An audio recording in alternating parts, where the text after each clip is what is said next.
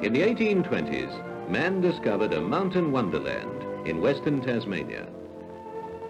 The rugged grandeur of its peaks contrasted vividly with the enchanting placidity of its lakes.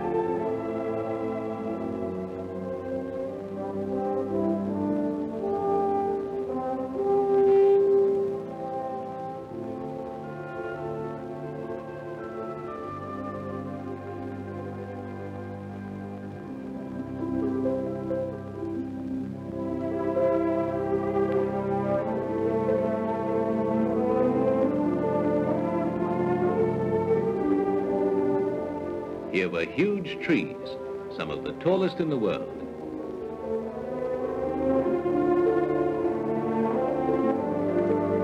Cathedrals of sub-Antarctic myrtle, found only in Tasmania and other southlands like Tierra del Fuego.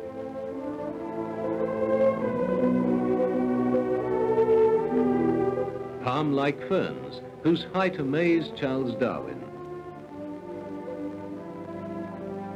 A new species of giant heaths, native to Tasmania.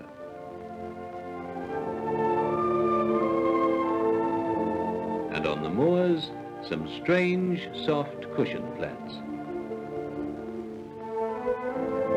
Moss-carpeted valleys, enclosed by mountain castles.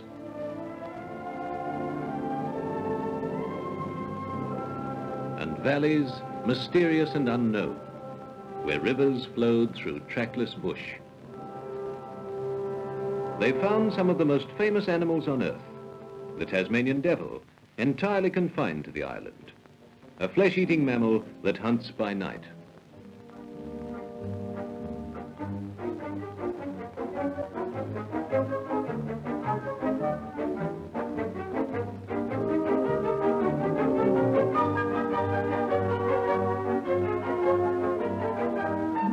They thought they saw bears in the new land, but this was another animal, the roly-poly wombat, of great strength and friendly disposition, a marsupial muncher of roots and green herbs.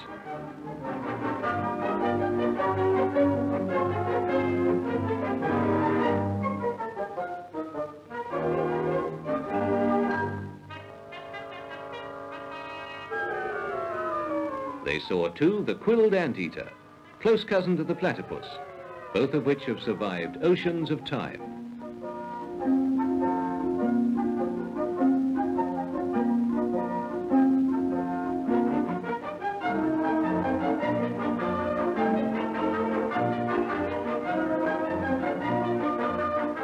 In this alpine land, the wallabies grow shaggier and warmer coats than those that bound the hot Australian plains.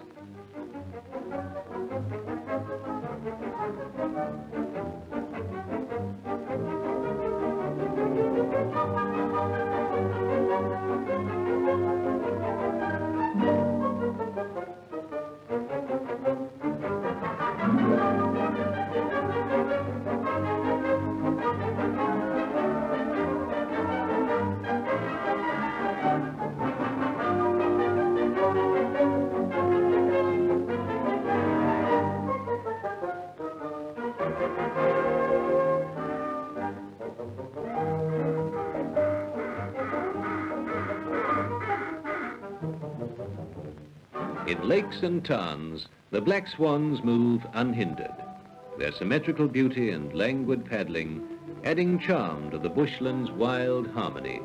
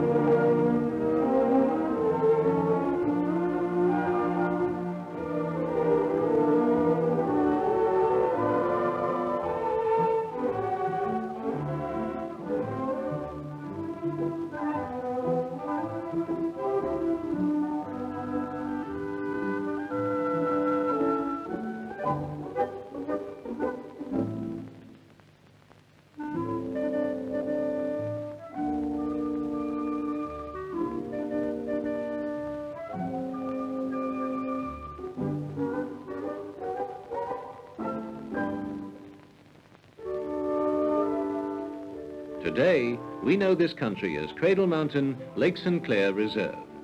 336,000 acres of wilderness sanctuary, and now a modern mecca for people who want to see something different.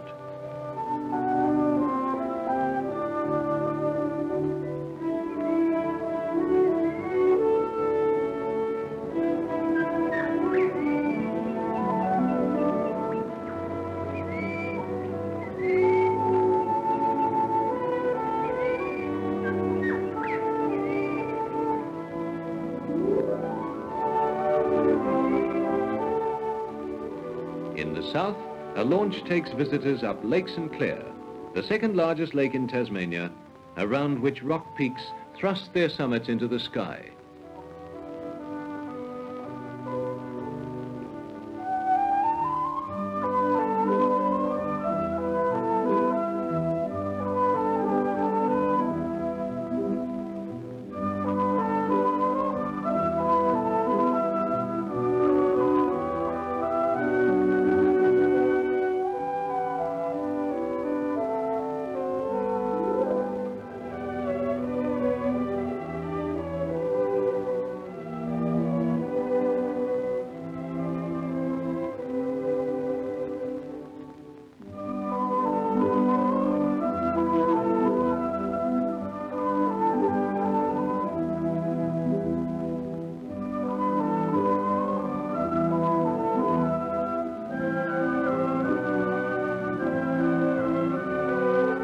In the north, the rock castle of Cradle Mountain overlooks Dove Lake and dominates the landscape.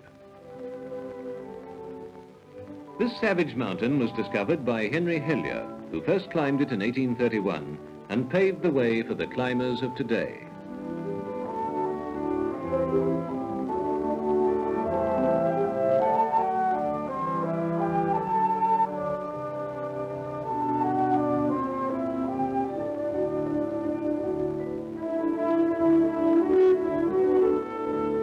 From its sheering bulk, one may look down upon Crater Lake, when the fingers of autumn burnish the glossy green of the deciduous beach to gold.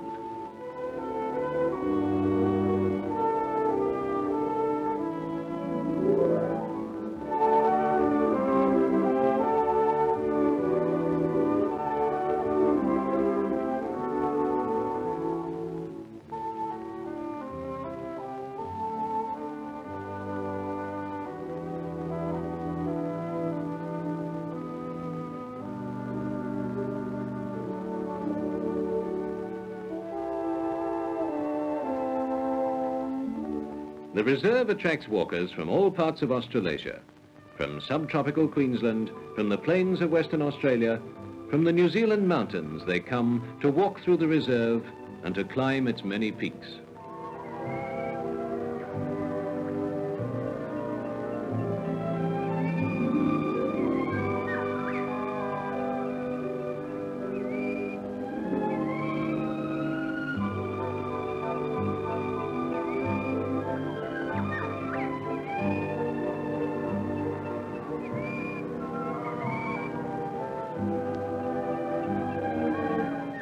Bridges cross the wild rivers, rivers that spring from the high peaks and flow through miles of loneliness.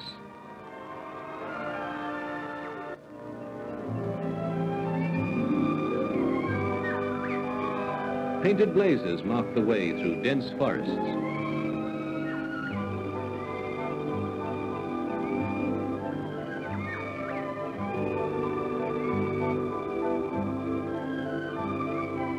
The tracks are kept in good order throughout the year by the rangers, for the work of the wind and the blizzard never ceases.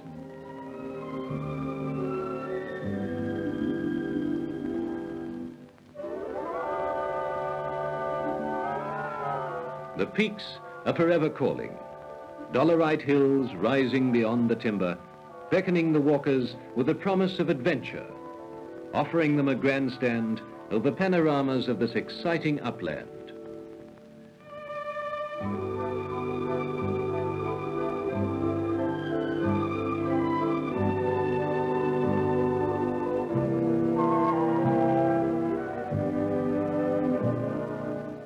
Here is the challenge of the rocks. Sport to test nerves of iron and steel and youthful energy.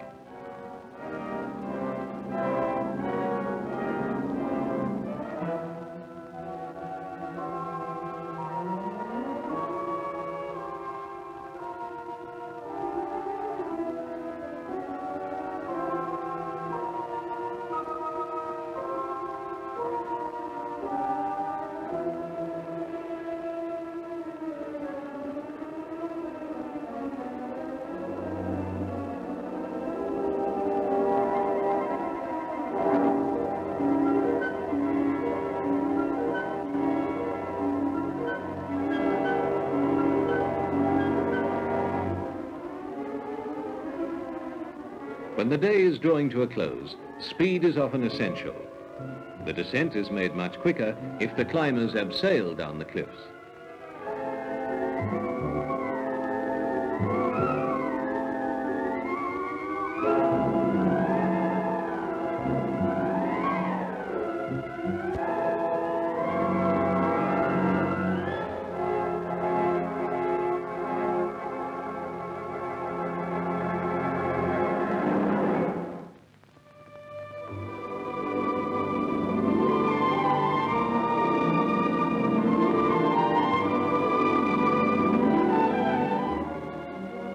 As the shadows lengthen and twilight comes, the nocturnal creatures emerge from their nests and lairs. The golden brush possum comes out of its nest on the treetop.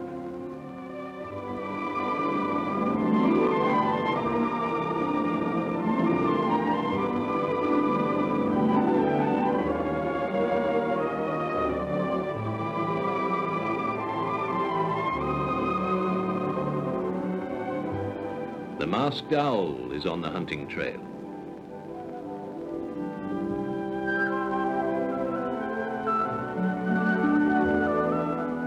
Native cats are out too, soft padding amid the leaping tongues of the shadows.